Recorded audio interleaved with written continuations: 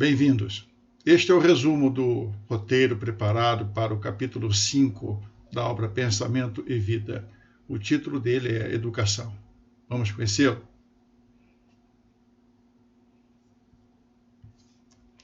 O objetivo estabelecido é de ampliar o conceito que se costuma atribuir à educação para descobrir o que a faz imprescindível. A questão de número 1, a que se referia Jesus com a exortação, brilhe vossa luz? E a resposta, referia-se Jesus à nossa capacidade natural de produzir o bem, de emanar virtudes, à semelhança do que ele próprio fazia enquanto entre os homens. Sua presença por si só era suficiente ao auxílio dos mais necessitados. O Cristo sabia nos ser possível realizar o mesmo, tanto que o fizeram alguns dos que, no passado, seguiram seus passos, recebendo-lhe as vibrações excelentes. Ademais, foi o próprio Mestre quem nos fez lembrar o que já era sabido, que somos deuses. Aqui faz-se uma menção à passagem de Marcos, em que Jesus teve suas vestes tocadas.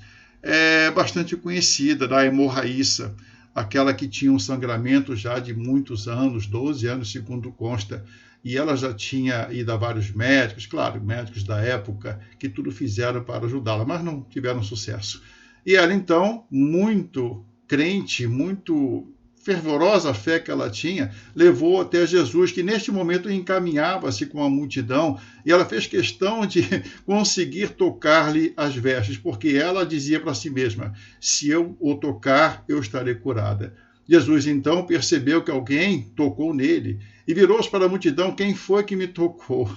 E os apóstolos, os discípulos ficaram assombrados, mas mestre, uma multidão tão grande, como assim? E a moça, então, a hemorraíça, dirigiu-se a ele, dizendo que tinha esse mal e tal, e aí ele falou, olha, a tua fé te salvou, vai em paz, cura-te do teu mal.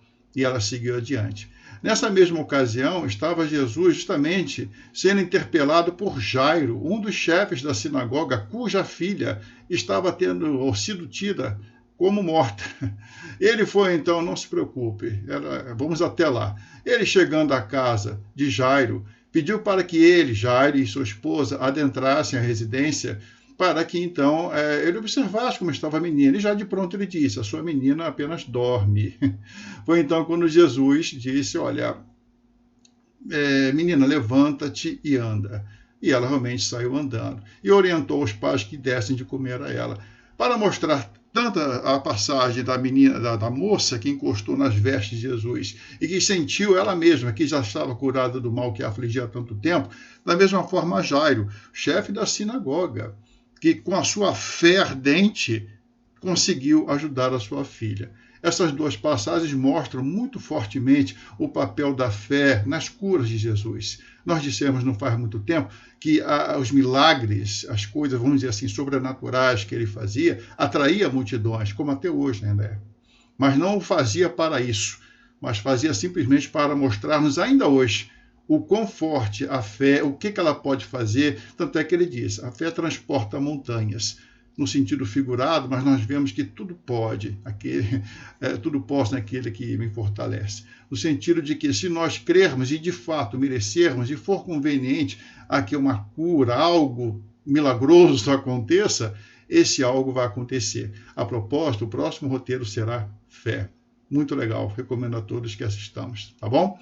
Vamos lá, por fim, nós temos aqui uma passagem do Evangelho segundo o Espiritismo.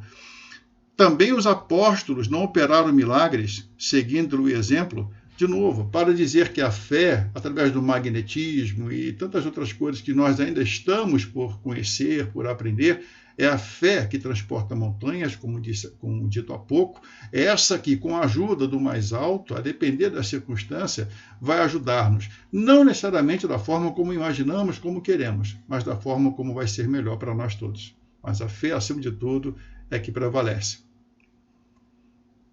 A questão de número 2. Essa recomendação, a de fazermos brilhar a nossa luz, pode induzir-nos a algum tipo de exaltação do ego, ou, em outras palavras, a exacerbação das vaidades que ainda carregamos? Resposta, pode. mas não foi com esse intuito que ela foi feita. Vale recordar que Jesus falou aos homens por meio de parábolas, e mesmo assim, nem todos o compreenderam.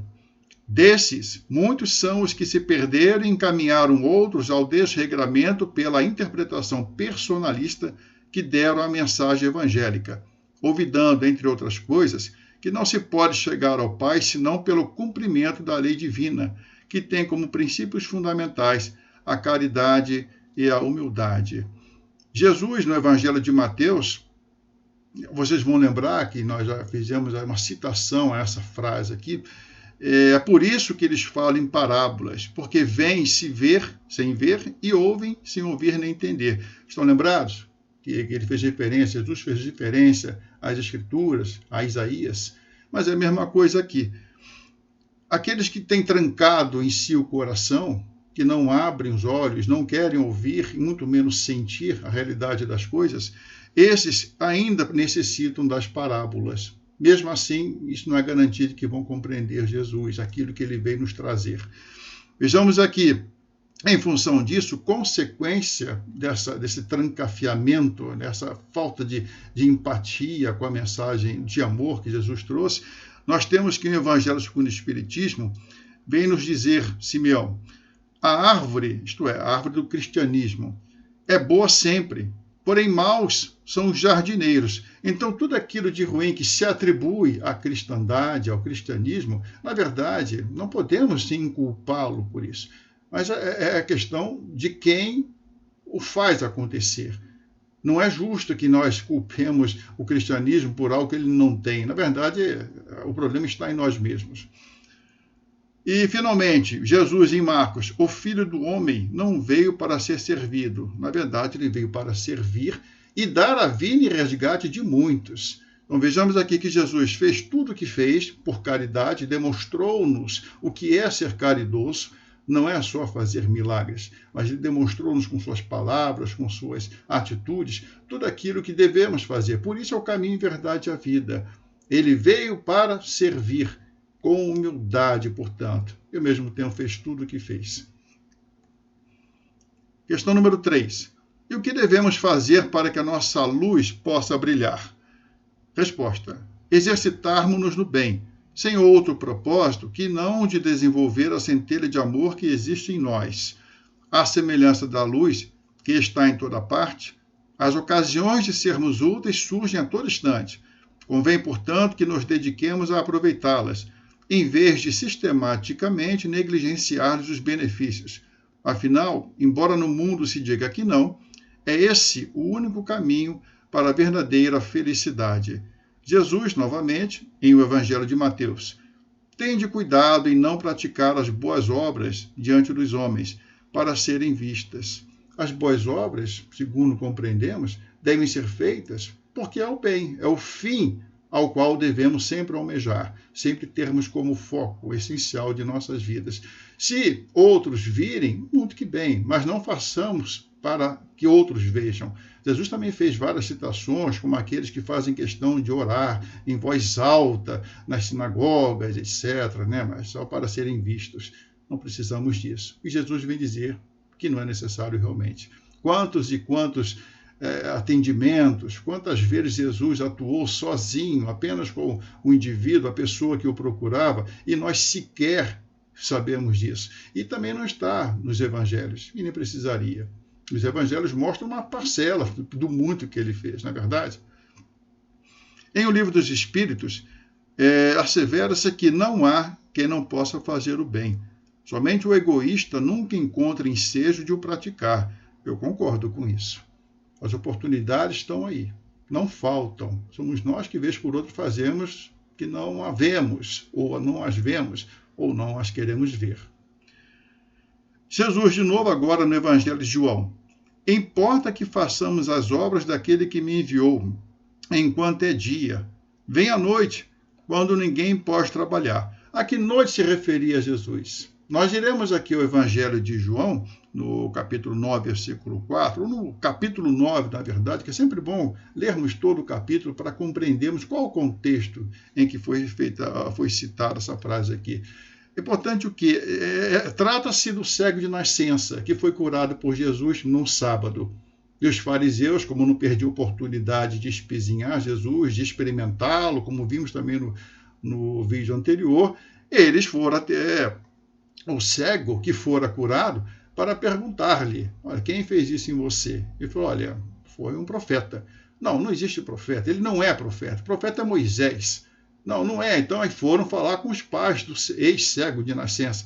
E os pais, por sua vez, receosos, porque já havia uma determinação na sinagoga de aqueles que reconhecessem Jesus como o Messias, de que fossem expulsos da sinagoga. Os pais, então, do cego de nascença, né, olha, realmente, que é o nosso filho, nós sabemos, mas quem o curou, como foi curado, a gente não tem como saber. Voltem ele lá e perguntem. E mais uma vez o cego de nascença confirmou. Então, para notarmos que são aqueles cegos, né? E diz o jargão popular que o pior cego é aquele que não quer ver, que não admite de jeito nenhum que há alguém que possa fazer muito mais do que nós mesmos. Então, para ver que a noite a que se refere aqui Jesus é que não se pode trabalhar, claro. Como você vai oferecer o bem, como você vai trabalhar em favor dos outros se você não consegue enxergar um palmo adiante do nariz, se você não consegue enxergar a realidade? Você bota uma lente que vai fazer com que você enxergue tudo turvo, ou mesmo quase nada vai enxergar. É o que acontecia com os fariseus. E temos aqui então o Evangelho segundo o Espiritismo: temei conservar-vos indiferentes quando puderdes ser úteis. Aquela indiferença vazia ou indiferença culposa que o Evangelho com o Espiritismo faz menção. Eu estou fazendo o que não vejo, não, isso não é comigo, afinal de contas eu não posso, não quero, hoje não vai dar, amanhã também, talvez não. É bem possível que nossos compromissos já assumidos evitem ou impeçam que nós vamos ou nós possamos dar uma contribuição a mais em determinado momento. Mas a todo instante isso acontecer é um pouquinho demais. Questão número 4. Sendo inúmeras as chances de trabalho no bem, como proceder para identificá-las e torná-las mais proveitosas? Resposta. Se diversas são as oportunidades de trabalho no bem, em menor número não poderiam ser as ocupações úteis, sempre em conformidade com as circunstâncias vigentes, possibilidades e afinidades de cada um. Permanecem, todavia, a mensagem edificante e os exemplos inspiradores de Jesus, como sendo o roteiro seguro para que nos libertemos dos vícios e perturbações inerentes ao homem velho, mediante a concretização do nosso desejo de servir.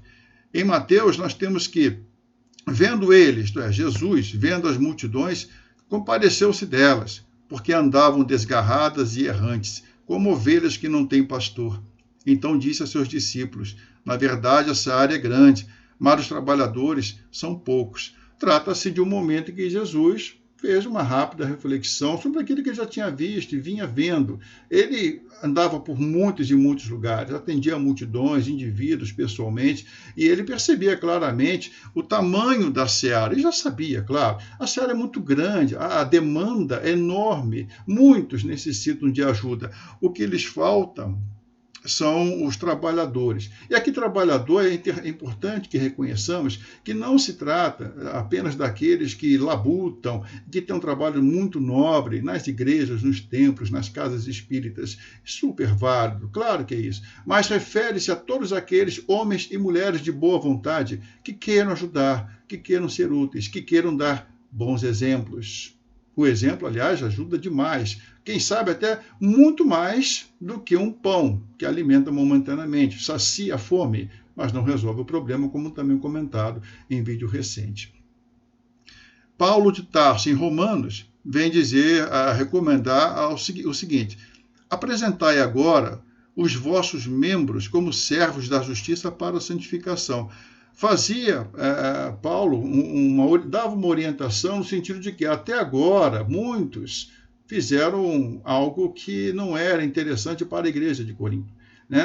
Vamos agora mudar um pouquinho, vamos usar nossas capacidades, os nossos recursos, para justamente fazermos justiça na santificação, para que sejam santificados, quer dizer, para que realmente deem o resultado que se espera. Né? 5. A instrução e o trabalho consolidam a boa educação? Resposta: sim. desde que as informações colhidas sejam provenientes de fonte confiável e recebam um fim útil. O esforço perseverante empregado na aquisição e prática de conteúdos construtivos enseja progresso permanente àqueles que os buscam com vistas a uma indispensável mudança de hábitos para melhor. Jesus, no Evangelho de Lucas: por que me chamais Senhor, Senhor, mas não fazeis o que eu digo? Vou mostrar-vos a quem é comparável todo que vem a mim, escuta as minhas palavras e as põe em prática. Jesus aqui faz a comparação desse que ouve, escuta as palavras e as coloca em prática, ao homem que construiu a sua casa sobre a rocha, com as fundações bastante firmes, porque no momento em que vem a torrente, que vem a enchente, que vem a tribulação, que vem a dificuldade, essa base é sólida e vai fazer com que a casa se sustente. Ao passo que aquele que nem alicerces usa e constrói a sua casa sobre a terra, qualquer enchente, qualquer dificuldade vai fazer com que venham problemas bastante graves. Depois, em O Evangelho segundo o Espiritismo, nós temos que todos nós, temos maus pendores a vencer, defeitos a corrigir, hábitos a modificar.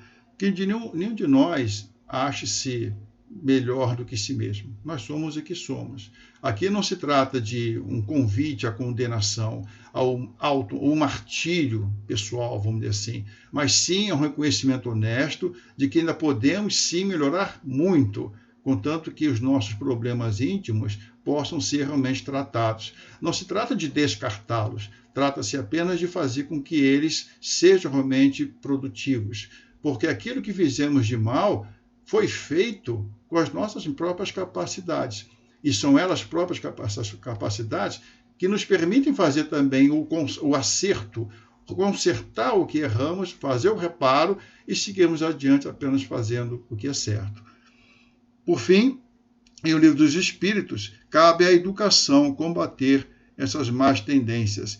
Esses maus hábitos, essas más tendências, realmente são a falta de educação. E não é aquela educação formal da escola. Aquilo é instrução, que tem um valor incrível. A questão de educação é algo que vem de dentro.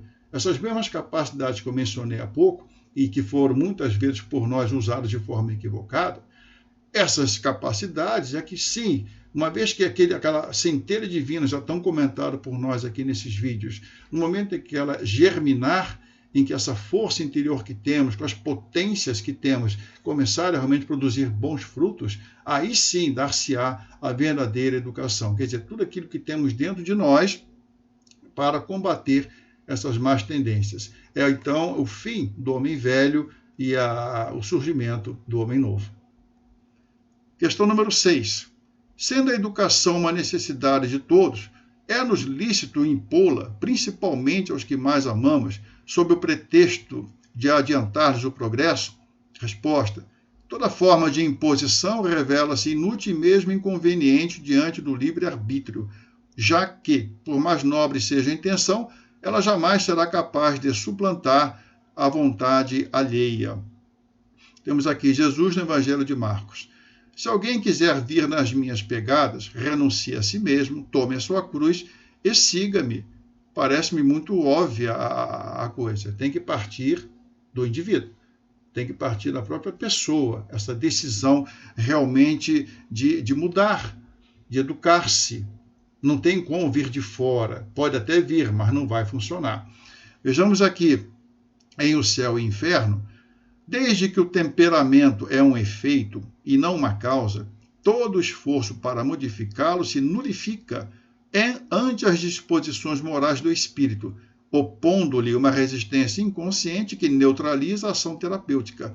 Por conseguinte, sobre a causa primordial é que se deve atuar. Aqui é o capítulo 7, particularmente o subtítulo é A Carne é Fraca. Fala-se daqueles maus hábitos alimentares. Mas certamente isso pode estar sendo estendido a todo e qualquer mal íntimo que nos provoca ou que nos resulta em atitudes equivocadas que também nos fazem mal. Não é só o ato de comer mal, de ter uma dieta muito pesada, aquilo ali vai complicar o nosso organismo. Mas aqui faz-se uma extrapolação bastante justa e necessária para que reflitamos no sentido de que o temperamento é um efeito, não é uma causa. Não vamos atribuir, portanto, ao alimento a causa do nosso mal-estar, e sim a nós mesmos que o consumimos, e consumimos de forma exagerada.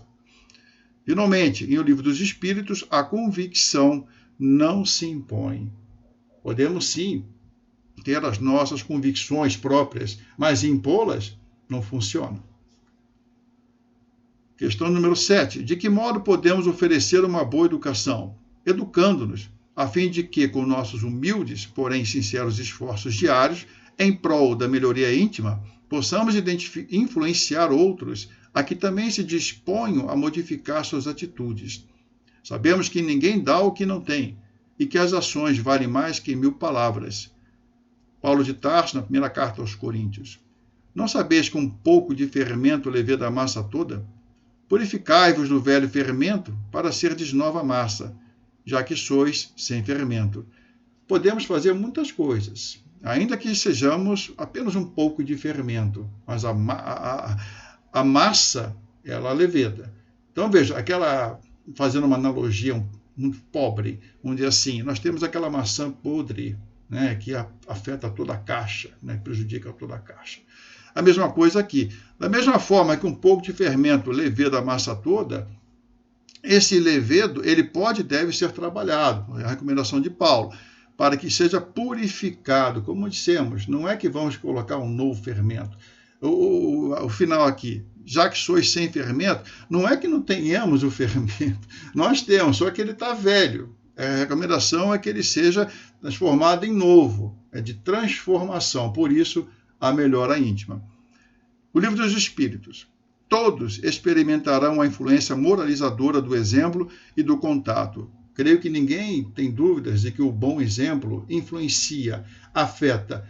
Talvez num médio, longo prazo apenas ele consiga efetivamente ajudar, mas ainda que seja assim, é importante que ele exista.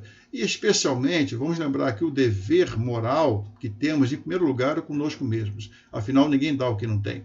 Se eu não estou me trabalhando, como é que eu vou oferecer a alguém algo que eu não tenho? E mais ainda, como é que eu vou exigir algo que o outro não tem, que nem eu tenho? Finalmente, Jesus no Evangelho de João. É o Espírito que vivifica, é o Espírito que dá vida, é o indivíduo, é ele, a sua intimidade, é aquele fazer bem, a sua participação continuada, o seu esforço íntimo em se melhorar, que realmente vai dar vida, que vai fazer com que não só ele próprio, mas também outros sejam beneficiados desse esforço. Concluindo, avançamos em direção ao Criador à medida que nos educamos, conquanto nem sempre conscientes de que tudo em a natureza conspira a favor do êxito da empreitada. Observemos, pois, os pássaros do céu, que não semeiam, não ceifam e nada guardam em celeiros. Uma referência aqui ao Evangelho de Mateus, mas não olvidemos fazer a nossa parte. Desta vez eu vou deixar com vocês 2 leituras complementares para encerrarmos esse capítulo. Digo encerrarmos aqui, mas fica aí a reflexão para todos nós aí ao longo do tempo. Planificação íntima, de Joana de Ângeles, e também o Argumento Justo, de Neo Lúcio. Espero que tenham gostado, gente. Façam um bom proveito. Fiquem com Deus. Até a próxima.